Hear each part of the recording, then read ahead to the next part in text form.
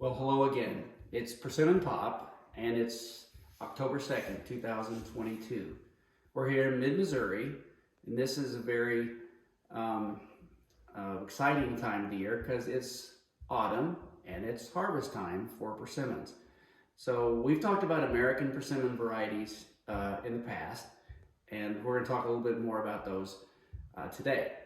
So I'm going to review a few of my favorite American persimmon varieties, and I've got some samples here that I picked yesterday. And so one of my favorites is I-94. I-94 this year was not as large as it usually can be, but what I like about them is they're usually fairly big and they're reddish, beautiful color.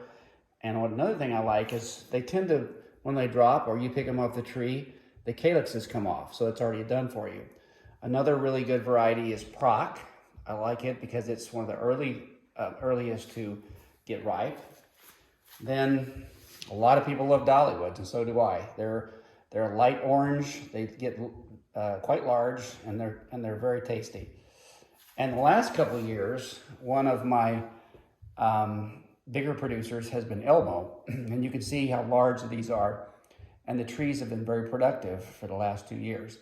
A couple other varieties that I don't have here, as an example, is Celebrity and Lena. Lena is one of my favorites. But now, let's talk about some new varieties that I'm just getting started on. And one of them is called Barbara's Blush. Another one is Osage. 100-46. These are varieties I already have on my place that are producing.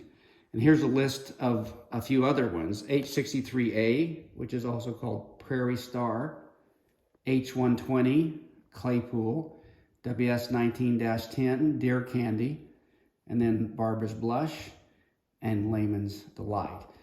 If I were starting over, I would use some of these newer varieties because they're the most recent selections that have come out of Layman's testing program in Indiana, either done by Jerry Layman himself or selections from Jim Claypool, who he got many of his trees from.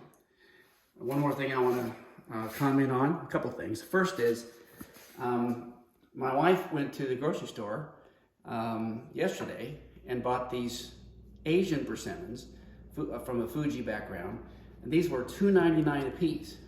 So as you think about producing your own persimmons, just think about how more economic it is to produce your own persimmons if you can, as opposed to buying them. Yes, these are bigger, but by pound, again, the Americans would do very well, and the Americans have more flavor, or at least most people think they do. Finally, go Cardinals in the playoffs, go Albert, go Wayno, go Yachty. See you next time.